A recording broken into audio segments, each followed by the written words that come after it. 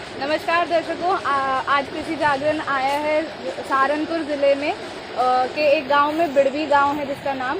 और हमारे साथ जुड़े हुए हैं सुधीर राठौड़ जी, जो कि एक बहुत ही प्रोग्रेसिव फार्मर हैं, जो कि सहारनपुर जैसी जगह में फ़िश फार्मिंग कर रहे हैं। और सिर्फ फ़िश फार्मिंग नहीं, बहुत सारी अलग अलग तरह की फसलें ग्रो करते हैं। आइए बातचीत करते हैं सुधीर राठौड़ जी से। जी नमस्कार जी। सर, सबसे पहले तो आप ये बताइए कि आपके दिमाग में ऐसा आया कैसे कि आप सहारनपुर जैसी जगह में फ़िश फार्मिंग करें, और आपने मतलब स्टार्ट कैसे किया? सबसे पहले मैं आपको बताऊं, आप लोगों का धन्यवाद, दर्शकगण हैं सब उन लोगों का धन्यवाद। अब आवश्यकता है कि एक किसान के पास उसका अपना एक तालाब भी होना चाहिए। मैंने ज़रूरत महसूस की है, क्योंकि बिना पानी के खेती नहीं। सही बात है सर। खेती के लिए पानी का बहुत बड़ा महत्व है, इसको हमें बचा के भी रखना है। वो हमारे पास क्या विकल्प है कि हम जो वर्षा का जो जल है उसको एकत्रित कैसे किया जाए। तो उसके लिए सबसे बढ़िया हमारे पास केवल एक यही साधन है कि किसान के पास एक तालाब भी हो, वर्षा जल संचय का कार्यक्रम हो। ये जो भूमिगत जल है ये निरंतर जो है घटता जा रहा है। अब से 30 साल पहले जो जल भूमिगत जल जो था वो 5 फीट पर था, आज 25 फुट पर चला गया। तो उसको भी बचाए रखना है। तो सबसे बढ़िया ये विकल्प सबसे बढ़िया है, किसान के पास तालाब भी हो और वर्षा जल संचय होता रहे, इसी से हम अपने खेत की सिंचाई करें। ये तो हो गया वो। फिर मेरे दिमाग में विचार आया कि जल संचय के अलावा इसमें कोई और आमदनी का भी स्रोत हो। तो मत्स्य पालन जब से मैंने चालू कर दिया, इसका एक प्रॉफिट और हुआ बहुत ज़्यादा कि जो मछलियां हैं जो अपना अवशिष्ट पदार्थ निकालती हैं, वो खेती में अगर वो पानी जाएगा तो उसके लिए वो एक अमृत का काम करेगा, क्योंकि अपने आप में वो एक संपूर्ण खाद है। पानी तो मिल ही रहा है, उसके साथ खाद भी मिल रहा है। और हमें देखा है कुछ समय ऐसे आते हैं कि बिजली का ट्वेल, आप देख रहे हैं ये बिजली का ट्वेल भी है मेरे पास। जब हमें बहुत खास ज़रूरत होगी, कुछ ना कुछ कारण होगा कि बिजली नहीं आएगी।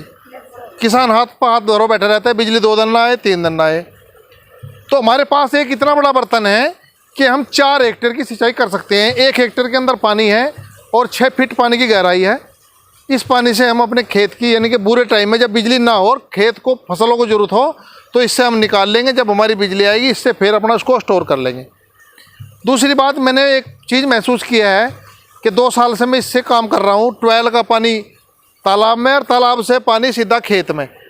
इससे मेरे आधे खर्चे पर मेरी फसल हो रही है। तो आय बढ़ाने के यही स्रोत हैं। हमारी दुगनी आय कैसे होगी, ये सीधा एक फंडा है। हमें विचार करके अपनी खेती को एडजस्ट करना है, वो करना हमें ही पड़ेगा। तो इससे हमारी आय बढ़ेगी, और कोई हमारे पास तरीका नहीं है। आधे खर्चे पे उन्नत तरीके से फसल हो रही है। धान की फसल मेरा आज तक कभी नहीं हुई जैसी इस बार पैदावार हुई है। और सर, तो हमारे दर्शकों को आप ये बताइए, ये पॉन्ड आपके पास कितना बड़ा है? ये पॉन्ड ये पूरा 1 हेक्टेयर में है जी। मैंने इसके 2 पार्ट बनाए हैं। जो छोटा बच्चा इसमें तैयार कर लेते हैं, जब उसको बड़ा करते हैं थोड़ा परले में एडजस्ट कर देते हैं। और मैंने जो है 2 साल से मैं इसमें लग रहा हूँ, मुझे तो बहुत बड़ा प्रॉफिट लगा है इससे।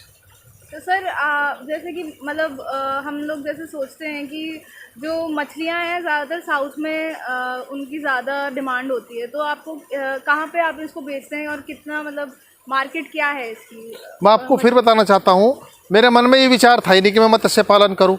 मेरा तो उद्देश्य था कि वर्षा का पानी इकट्ठा करके अपनी खेत की सिंचाई करूँ। दूसरी बात, बाज़ार इसका बहुत बढ़िया है। हमारे यहाँ से लगभग 40 किलोमीटर देहरादून है। यहाँ बहुत बड़ी मंडी लगती है, क्योंकि हिल एरिया आ जाएगा, वहाँ तो पौंड है ही नहीं। तो यहाँ से वहाँ उसका अच्छा दाम मिलता है। यहाँ से 150 किलोमीटर दिल्ली है। दिल्ली भी कोई ज़्यादा दूर नहीं है, यहाँ से वहाँ सेल हो जाएगी। दूसरी बात, तालाब अगर किसान के पास है, कभी भी वो किसी कारणवश तनाव में रहता है, अगर हम भी कहीं नदी के किनारे जहाँ जल का स्रोत हो वहाँ जाके हम अगर भ्रमण करेंगे तो हमारा माइंड सेट हो जाएगा, वो टेंशन भी दूर होगी। ये नेचुरल पद्धति भी है, साथ साथ बहुत से लाभ हैं इसके। इसलिए मैं इसको कर रहा हूँ। अपने किसान भाइयों से भी कहता हूँ कि एक किसान के पास तालाब भी होना चाहिए। इसमें बहुत कुछ हम कर सकते हैं। इसमें हम संघाड़ा पालन भी कर सकते हैं, कमल की खेती भी कर सकते हैं, मत्स्य पालन भी करते हैं। बहुत से विकल्प हैं। इसके साथ साथ हमें जो है मेन जो है हमारी फसलों में खाद भी जा रहा है। पानी के द्वारा जो पानी जा रहा है उसमें खाद भी है और संतुलित है अपने आप में। और सर, इनकी मछलियों की कुछ केयर कैसे करें, उनके ऊपर कुछ टिप्स देना चाहेंगे जो हमारे दर्शक इस वीडियो से इंस्पायर होकर आगे मत्स्य पालन करना चाहें उनके लिए? जितने भी जीव जंतु और वनस्पति हैं सबके लिए ऑक्सीजन एक महत्वपूर्ण स्रोत है। हमें उसकी अगर व्यवस्था हमारे पास है तो हम निश्चित रूप से उसमें सफल होंगे। फसलों पर भी यही सिद्धांत लागू है, जीव जंतुओं पर लागू है। मैंने इसमें सबसे बढ़िया स्रोत बनाया है ऑक्सीजन का। मैंने इसमें जो पानी की पाइपलाइन बिछा करके और पानी ऊपर से फुहारा के रूप में, आपने देखा होगा उधर पाइप खड़े हैं, वो कम से कम 8 फीट ऊंचाई से पानी गिरता है और इसके अंदर ऑक्सीजन को लेके जाता है। तो सबसे बढ़िया काम तो है वो। इसमें उसका खर्चा भी नाम मात्र आएगा, बस पानी चलाओ और ऑक्सीजन का उसमें विलय करते रहो।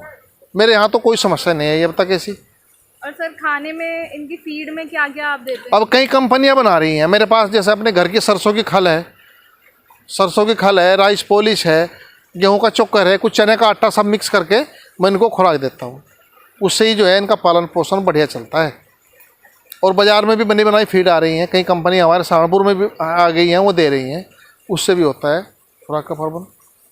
और सर अभी हमने देखा था आप अंडे भी दे रहे थे। हाँ, जब छोटा बच्चा जो है ना, उसके लिए प्रोटीन का स्रोत है, इसमें कुछ छोटा बच्चा भी है, तो उसको भी हम जब देते हैं खुराक तो अंडा डाल देते हैं कभी कभार, तो उसमें प्रोटीन है, वो बच्चे के लिए बहुत अच्छा है।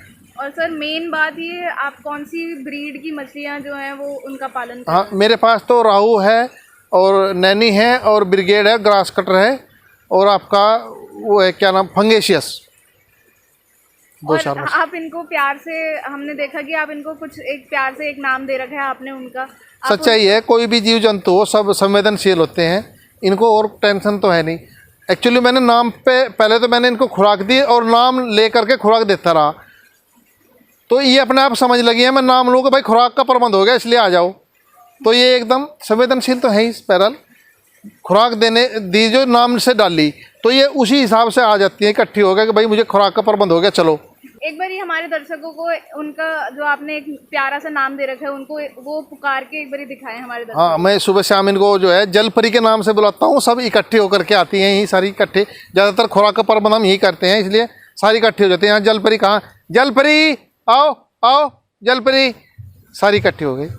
सर हमारे जो भी दर्शक हैं, जो किसान भाई हमारे से जुड़े हुए हैं, उनके लिए आप कोई मैसेज देना चाहें तो वो प्लीज़ आप। हाँ, मैं अपने किसान भाइयों के लिए मैसेज देना चाहता हूँ। हमारी जो परंपरागत खेती है 2, 3 या 4, उनके साथ साथ इसमें और भी जोड़ें ताकि वर्ष भर निरंतर आय होती रहे, बारी बारी से कोई सी तैयार होती रहे और उसको हम बाजार बेचते हैं, उससे निरंतर आमदनी बनी रहेगी।